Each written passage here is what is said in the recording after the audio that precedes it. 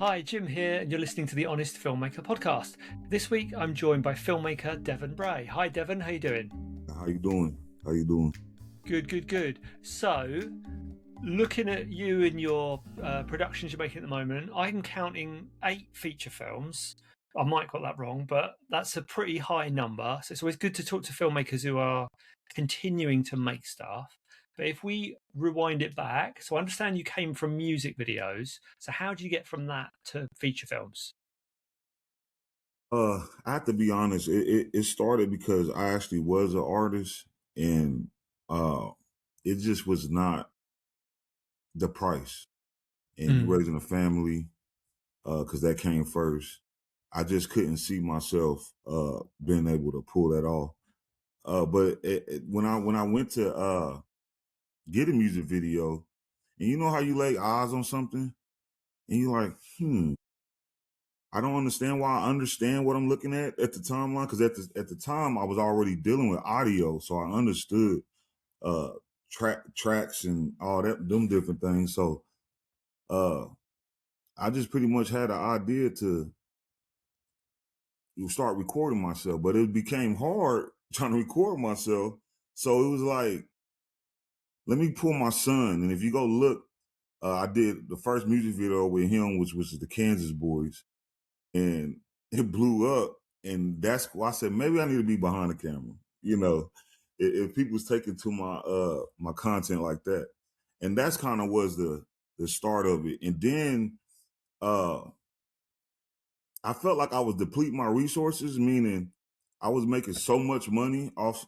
I don't know. I was very affordable, so I wouldn't say make, but I dealt with a lot of artists. I did over 900 music videos, and I just had this thought one day. I'm like, I need to try to pull from outside of the city and bring it into the city, and that would be a lot more.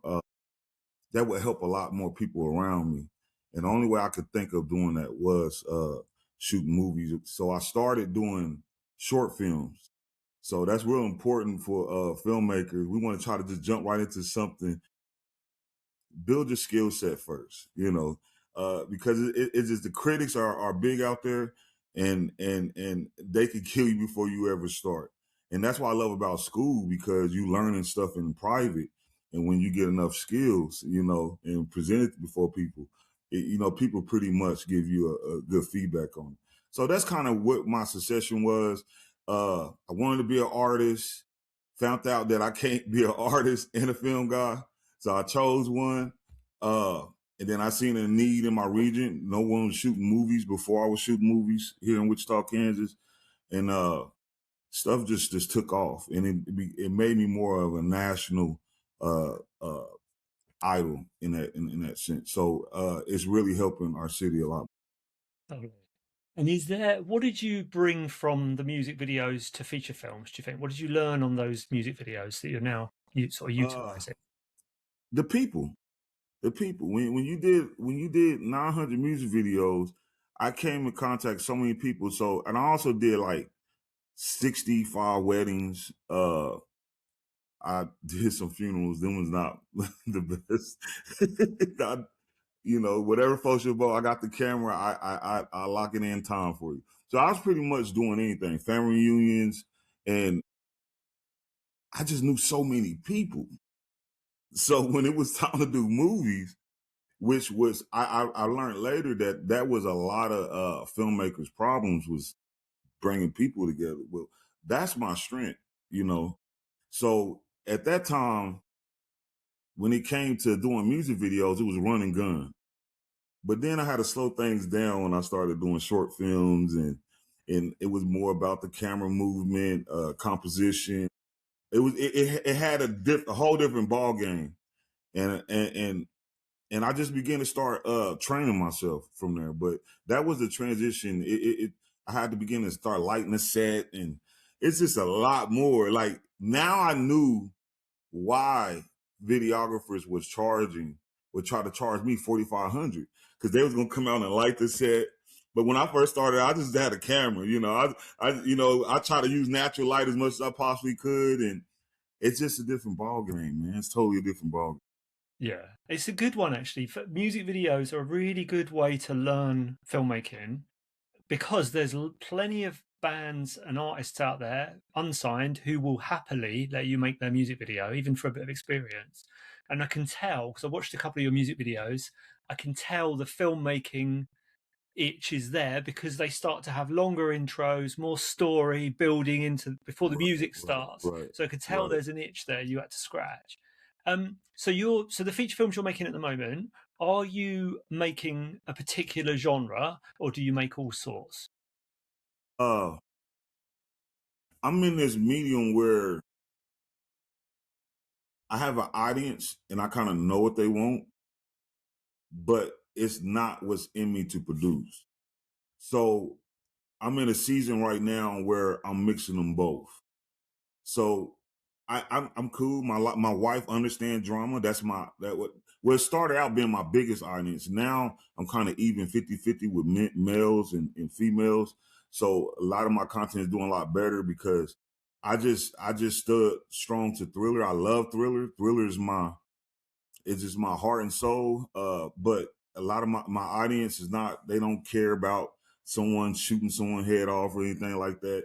They want a love story, you know. Yeah. So it was forcing me to, in my writing ability, to integrate this drama with this thriller and have this balance where both my audience will actually appreciate the work. And also I'm starting to like the stuff that I do now.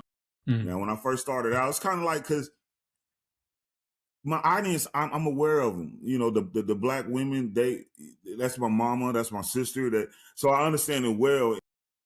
And if you write a bunch of painful stuff my audience love that. Well, that's not. I like fantasy a little bit. I want to escape, you know, reality. And me working with indie rights, they kind of couple that vision. You know, Mm. I'm real diverse in my approach. I want to tell diverse stories. I'm from a region where when I step outside, everyone doesn't look like me. And I live by WSU, so it's real diverse where I live, and I'm just seeing all walks of life, and it's just real interesting to explore different cultures. That's what I want to do in the future, because the landscape or the demographics of our country is mixed, and I just want to, that's my goal. I want to reflect that viewpoint. Yeah. Yep. And it's interesting that female black audience on platforms like Tubi is huge. Just talking about that for a moment, why do you think that is? Why is that because there's no content like this anywhere else? Is that the reason that's such a big audience on that platform? Be honest with you, because I grew up in the home. We seen a particular face, or I would say style of, and we accepted it. You know, I tell you, my favorite movie is The Matrix. I didn't watch black content back in the day. I may watch the big ones like Boys in the Hood, things of that nature, because I came from that element. But I was bombarded by Hollywood, you know. So when this black content came up about stuff that we identify, that we grew up with, it kind of like just blew up and went crazy. But I would say my following came because, specifically when it comes to the black women, and I watch my mama buy DVDs, they watch everything. You get what I'm saying? So but this was what they wanted, right? And something about that particular group, they like to promote it. So you get so most men, when I see a good movie, that's it. It's a good movie. I don't leave a review. I'm like, I might tell somebody, man, that was good, you know.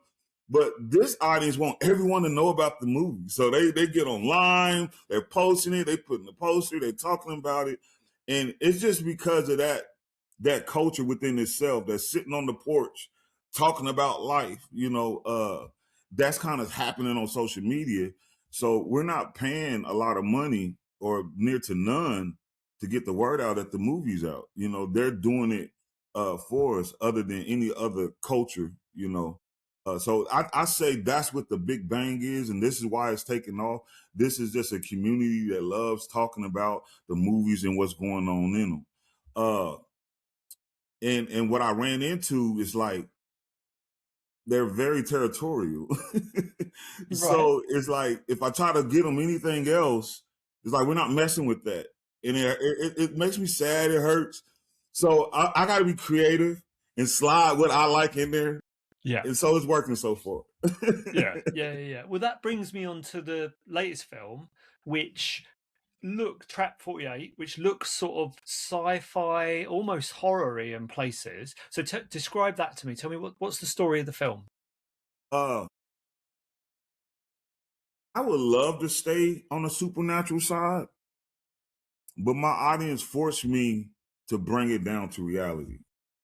So if I do get on anything psychological, it had to have happened in the head. You didn't know what was going on. I led you believe it was a supernatural thing, and we got to catch a picture or a glimpse what was going on inside the character's mind. So I knew I had to be real careful if I wanted to go there with my audience. Uh, but I think I laid a clear balance, a balance where uh, they can accept what the the journey that I took them through or whatnot. But if it was really up to me, it's really just Hollywood gave me a button. They said, "Hey, this your audience is wide. This is going across seas." Then I could be a little more, but I'm really forced to stay kind of practical, in my delivery. And so that's what you kind of see. That's why at the end, it kind of, I had to put that caveat at the end because it was like, my audience would be like, I don't like this. If I just leave them on a cliffhanger, that I don't explain how she was able to do what she was doing. And it challenged my writing, but I'm up for it. I'm up Yeah. for it. Yeah. No, it's interesting that because a lot of filmmakers, they start I did it myself, without thinking at all about the audience. I was just thinking about what I wanted to make, and I didn't even consider them when they were watching the bloody thing. So to actually think about your audience is so important, and the fact that you're kind of trying to bring them with you and sort of test the water in these other genres is really interesting.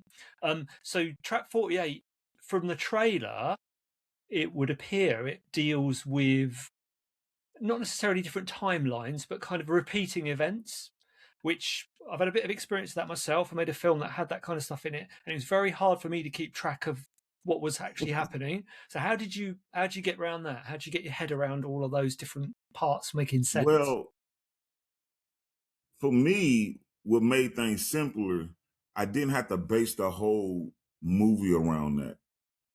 Because it really centered around the love stories of lack of trust for a loved one and peeking in, and then you ended up in this environment that changed your life. And of course she was a character that was fearful, but going through this series of events, she came out, not fearing anything, and it was just one of those things for me where I don't know, it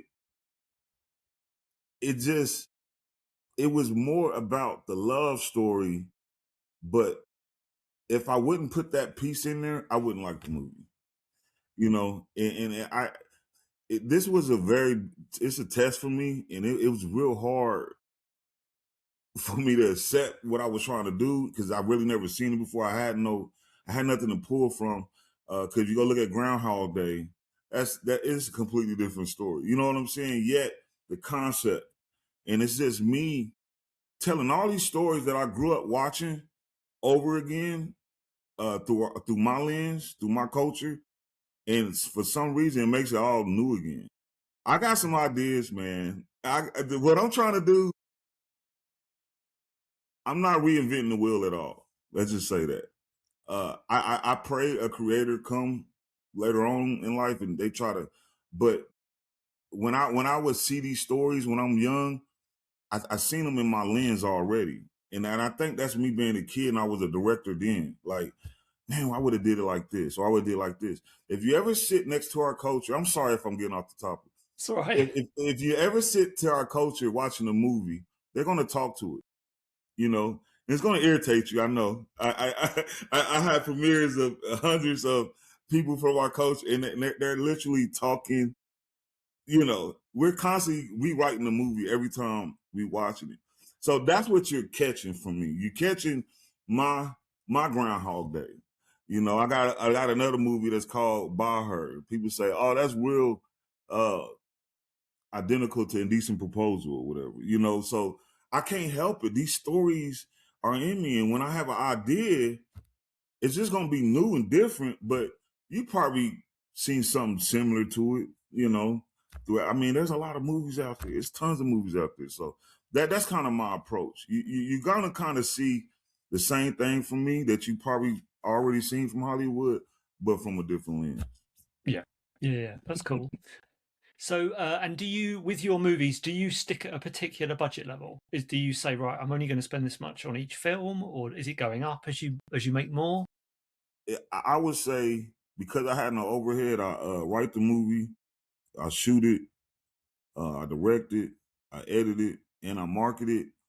I'm really more focused on the production. So I'm constantly, now I do pay my actors, things of that nature, but I'm moving to a season where I'm getting the Hollywood cameras, I'm getting all the equipment that they have. I'm teaching the people that's around me that's faithful how to use it. It's still this building process. So when it come to money, if I have it, I'm going to spend it, and I'm going to target where my productions look. You know, where if I go to a network, they're like, oh yeah, we taking this. What do you want for this? And also be more attractive to actors. You know, a lot of actors on this level, they begin to start understanding it's the production that's going to take me to another level. So I want to work with a producer and a director that's real serious about this, and they looking as similar to Hollywood as possible. So when it comes to my budgeting, I'm really, I want to spend the millions. I want to spend, but as of right now, I got to cut the overhead all the way down to me doing actually everything. But what I notice is it's creating a greater story. So even if my movies does real great, the story behind making all this stuff is a lot big. It's a lot big because of the way that I'm doing it. Yeah. It's a lot to take on, all those different roles, but I guess ultimately that gives you a lot more control. And if all the money you're spending is going on screen, then and it shows, because when you look at the trailers for the films, they look really high quality. So, and when you're on set and you're directing, are you a planner? Are you I've got storyboards, I know exactly what I'm doing, or are you more of a turn up and figure it out on the day? That's where the music videos came in play. Because I'm not working for an artist, everything is really planned out in control. We done already practiced twice before going to the set. We know exactly what the blocking is. They know exactly what their movements is. They have a time to get themselves together an hour before we start shooting. It's kind of really, and I think because I'm going on my 9th movie, that's the reason because I will always adjust each movie, something that didn't work and making it better, all the way to when people see the sheets that I give to the actors, they like, man, that is like kindergarten. I work with a SAG guy. They're like, man, I wish our stuff was this simple. I'm like, well, I'm forced to. My actors got to just be thinking about acting. They can't be thinking about all this. You know, when you're a SAG actor, they don't care. You better figure it out and you better be there because we're paying you X amount of dollars. So that's kind of what I'm dealing with right now, man. I'm really like real tight in adjusting, constantly adjusting, making things so simple for the actors that, man, they want to work for me for free. You know, like I just love the experience, you know, and that's what I'm kind of more focused on. So it's really tight. It's really planned out. And you know, one of the things that I take under consideration that my actors are working too. So I don't ask for them to take no PTO. I only shoot on the weekends, on their days off. If you're an actor that's working on the weekends, somehow I got to work you in a character where we're shooting your stuff on a weekday, and there's some other actors that work on a weekend that can shoot on that day. Now, if you're an actor, I love this, man. I'm taking day. I can't control that. You can take the day off, especially if once I make you aware that these roles are for the weekend, and you're like, well, I'm gonna take them on. Well, you have the right to, but I'm not gonna ask anyone to do that. But that's how planned it is planned out. Yeah. It's really planned out. Yeah, I'm a planner when it comes to how I shoot. My wife produces, so she's the brains behind the operation. But that planning always, it'll end up saving you Yeah. money. It will save you Oh time. It will yeah. save you so much, Yeah. and it will, again, everything ends up on the screen because you're not farting about worrying about problems that come up. Yes. So looking back on all of those 8 films, what do you think are some of the early mistakes you made when you were making them? This is a big one. Experience is good, but there's a reason why we go to school. Uh, had I not even necessarily having to go to school, but just really seek the knowledge on what I really know, what I know now, I would have saved myself a lot of backlash from critics and things of that nature. Because I'm big on experience. I love experience because, I learned most of what I do from experience. But here recently, my everything about what I do is even how to write, just taking writing classes. I'm like, oh my God, if I would have known this, and it's just for me, I would have just went to school, man. I would have really like knew everything, but I'm a faith type of guy. I'm just gonna jump out there. I'm blessed to really have the gift and the eye. So that saved me for a while. But for me to take it to the next level, I had to know more. I had to know everything about my craft. So yeah, I would definitely change that. I'll go back in time. I'm gonna do a movie about a time machine, but not I gotta have a big budget for that. But Yeah, I would go back and say, Bray, go to school, man. This is what you want to do. Just go to school, man. Just spend 4 years and learn all this stuff. It took me so long to learn, man. Just by experience, yeah, especially lighting. Lighting was lighting. something Yeah. that I wish I would have went to school for back. Yeah, I'd say the so I did go to uni and study filmmaking, and I'd say the bits that were really useful were the technical side. But I would say I learned more directing my first feature about working with actors and about that side of thing, the real life side of thing, making the feature than I did at school. So I think there's definitely the technical stuff. God, yeah, you Yeah. get the kind of basics of that. You're laughing. Um, one thing I was going to ask you about was, how do you feel? Where do you stand with AI? What's your kind of relationship with that? The reason I would say most of my success came from being able to adjust. When I was recording artists in the studio sound, I never had no opinion about the kids coming in with something that I never heard before, don't understand.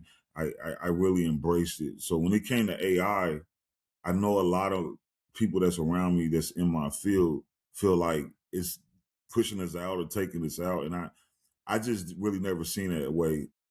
This real small story. When we went through the pandemic, it was a crisis, and that was big on the film. I couldn't film that year, but I seen the opportunity to print people logos or things on their masks because we all had to made them, and I made like $30,000 that season during the pandemic, and I was able to buy me a camera, and that's kind of what the movies that you're seeing now. So my model is always like, when there's seemed to be a crisis, that's opportunity for me. And that's just how I look at AI also. I'm like, man, this is an opportunity for me to, because I have the skills of editing and all this other stuff. Now I see AI, especially if it get even better to look, I'll be able to do effects in certain scenes that I could never do. So I get what people say and I understand what they're saying, but I just see it like, man, this is about to be so awesome what I'm gonna be able to do with movies. AI being so believable in the images that it produces. So yeah, I'm welcoming it, man. I'm all for it. Please don't tell other people.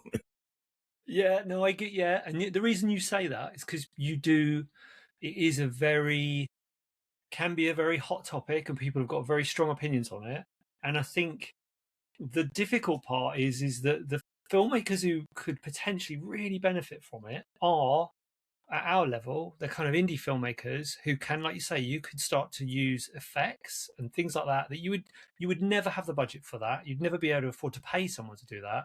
But utilized in the right way, you could suddenly elevate your films. So I think I'm still figuring it out myself, but I do think you can't just say I'm not using any of it because you'll be left in the Right, right, past. You've got to right, learn it. Even if you learn it and don't use it, at least you know what you're looking at and how it works and right, stuff. right. That's the way I've used it on a short film, and how I think it's really powerful is in transitions. So scene transitions. Yes, So yes, giving it two images and saying, right, get me from this to this in a certain way, and that way it's all your own creativity. You're not typing in, build me a dinosaur.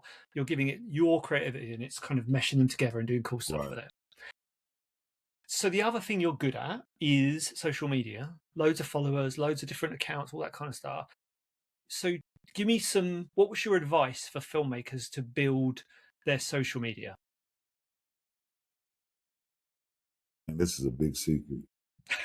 I won't tell anyone. Okay, this is I'd have charged you for this, but I'm gonna tell you. It's hidden. It's right before you. Uh, and I say it's in here. What blew me up, and I got millions of followers all over the place, and now I understand this concept. I exploit it even more. If you lose your life, you gain it. And what I mean by that is I promote all filmmaking. And there's no bias in me. If it worked with my audience, I'm putting you before them, no strings attached, and it grew my pages. You know, it grew so dramatically, just having a heart for other filmmakers, and most filmmakers I meet, and I'm sorry, and I'm not trying to be negative in no way, but they're selfish. They only about their content. They don't want to understand a whole nother genre. So like I told you, I grew up on Hollywood movies, so that's my number one. Second is kind of the stuff that I'm producing now for the audience that I'm at. So I've just always had a heart for all content, no matter what. I was watching this, supporting another filmmaker in my city, and the movie was called something with the corpse, and this dude's walking his corpse around, and no one in the theater that was watching looked at like me. They're like, why this dude here looking at this stuff? Because it's something in me, man. Outwardly, when you look at me, it's not the same. It's not. And that's the only way I can really explain it, man. I'm really like, the secret is you gotta promote other people, man. You gotta get on people posts, and you gotta really watch their stuff. And if you don't, nobody don't care about what you got to say. You get what I'm saying? Like if people they don't know how much you care about what they got going on. They don't care what you got to say. So now filmmakers are listening to me across the country because I helped them out, and I use what God gave me to benefit them also. And I think that's why probably God gave it to me, because you give all this power to a selfish person. I'm not gonna care nothing about him because he's only gonna be promoting himself and what he got going on, and that's just not who I am. Once you crack the surface of who I am, this dude is really like, and people don't understand. And this is it, and I'm done. I get rewarded from a different place. And that's what I believe, from a different dimension, from helping people, and being that person that's more trying to understand you than trying to get you to understand me. Interviews are hard for me because people want to crack into who I am. No, I want to know. I really want to know about you, Jim. I want to know about you. You know what I'm saying? I try to, this is what the purpose for it. So I try to stick to the program, but I want to know more about you, and that's what I really am on the inside. And that's the secret. That's what the secret behind marketing is: tap into the algorithm of people rather than just the platform. Yeah. And I would say it is a powerful thing because and also for example, commenting or sharing someone's post doesn't cost you anything. It costs doesn't. you 5 seconds to do that, rather than just scroll past it and think, oh, well, I'm not interested in that. You Right. do that, that person then goes, oh, that's nice they've done They that, do. and does it back for you. So you're sort of doing yourself a favor rather than just Right. shouting about your own stuff. So completely agree with that. So then, with your films, so are they all with indie rights, or have you done different things as far as sales and distribution goes? I would say I went to a distribution before when I first started. Again, you know, when we first get started, we're the desperate. I didn't even care about what the contract said. Nice. And I think for starting out, that was cool, but it wasn't helping anybody else around me. And it was a horrible deal. A 10-year contract. I think I'm 2 years away from it. I can't wait to get it back to give it to indie rights. But my journey with indie rights is for so many reasons. I had so many offers from other distributors, some of them going all the way down to 10% just to distribute. But I'm big on principle. I've been married with my wife. We about to next month. It's about to be 25 years. I'm just loyal in my makeup. I raised my family. I raised my kids. I went through all I had to go through because my vision was to produce something I didn't have growing up. So for me, indie rights is just an extended family.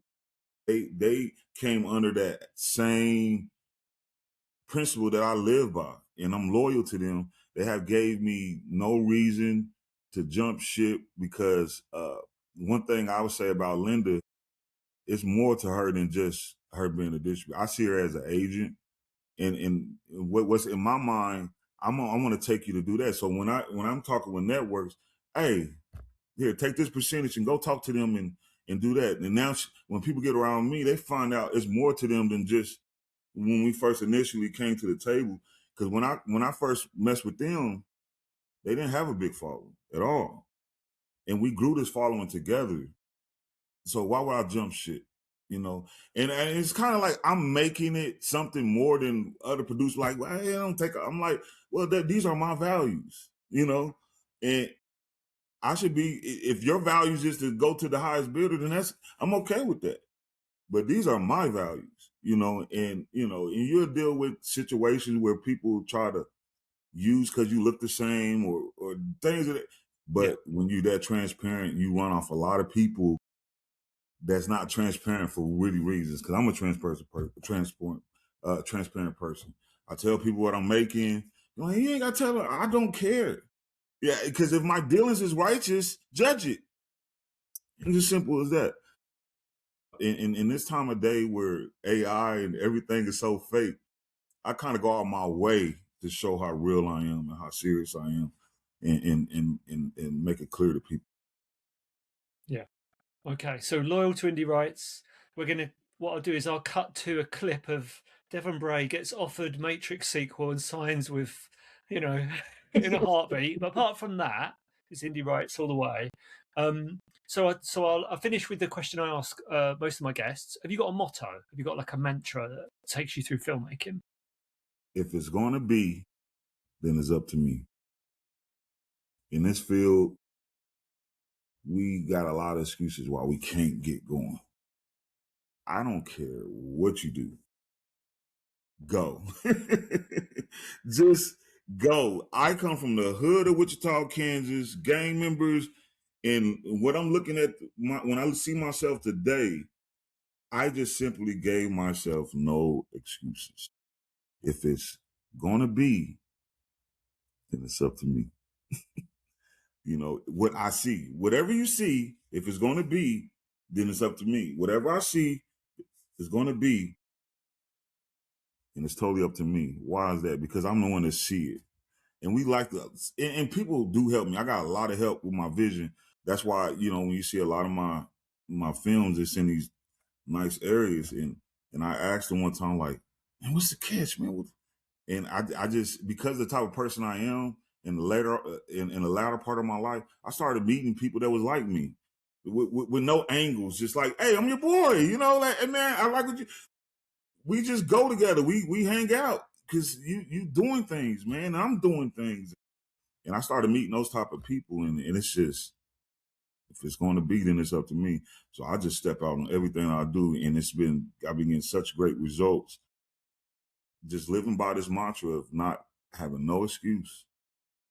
Ray don't have no excuse. If I blow it, Jim, I blew it, man. I'm sorry. Forgive me, man. Can we move on from this? I'm just gonna take responsibility, and that's my whole thing. And that had really got me far in this field.